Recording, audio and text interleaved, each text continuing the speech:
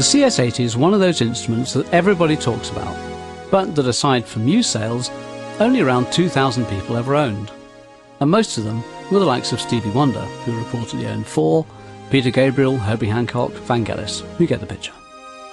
Yes, at around $8,000 in 1978, the price, say, of a Mercedes.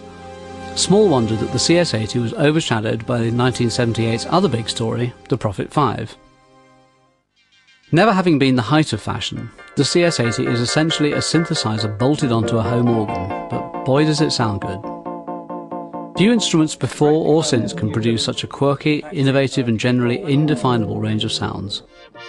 The CS80 might be most famous for its range of powerhouse brass sounds, but it can also be delicate, it can be warm, funky and very analogue sounding, but it can also be totally electronic and machine-like. Yamaha called the CS80 a polyphonic playable portable instrument conceived for live performances. Well, the portable aspect might only have applied to gorillas. It does weigh in after all at over 100 kilograms. But the rest does paint an accurate picture of a CS80 customer in 1978. This is a dual oscillator synth, each offering variable pulse or sawtooth waveforms plus noise. There are independent high-pass and low-pass filters, each with resonance and filter cutoff sliders, although they do share envelope generators. A key feature of the CS80 is the ring modulator, which has its own mini envelope generator plus speed and depth and modulation controls. Bon Jovi's David Bryan used this CS80 feature to good effect on their Keep the Faith album. Ring mod needn't be just used for weird clangorous sounds though.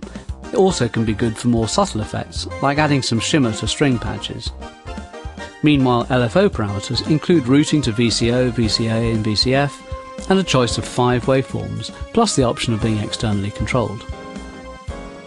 Although this is an 8-voice instrument, you can see from the mirror image control panel that it really operates as 2 independent 4-voice instruments, and indeed 2 independent sounds can be layered. The instrument comes with 22 presets, accessed via huge and brightly coloured rocker switches, but armed with this Forester panel switches and sliders and a brilliant selection of performance features, including the much-loved ribbon controller, the CS80 just begs to be tweaked and customised and manoeuvred on the fly. The ribbon controller is primarily designed for pitch bending, but it can also be used for producing finger vibrato or trills. The trick is to use a little finger as a starting point, and with your first finger slide up to a pitch, or just play trills. Stevie Wonder reportedly even wore out his pitch ribbon. Programming on a CS80 is, well, interesting. Essentially, you have to recreate your panel settings on this minuscule set of sliders hidden beneath a little trapdoor. Cute? For sure. Practical? No.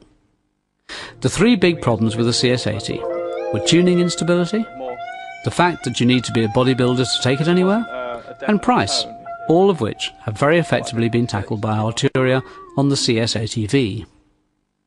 Using the same TAE or True Analog Emulation technology that was used on the groundbreaking Moog Modular V and Mini Moog V products, the CS80V has drawn praise from the very top of the sound design industry. Spectrasonics founder Eric Persing calling it one of the best soft synths ever, and endorsing the fact that it truly does capture the sonic essence and spirit of the original. As always though, Arturia is not satisfied with only slavish attention to detail, and the CS80V goes on to offer a modulation matrix, multi-timbral mode, an arpeggiator and a stereo delay that the physical instrument did not, but surely would like to have had. Add in more than 400 presets from some of the world's leading sound designers, and full MIDI control of course, and it's not just your back that'll be thanking you for choosing emulation over real in this very large case.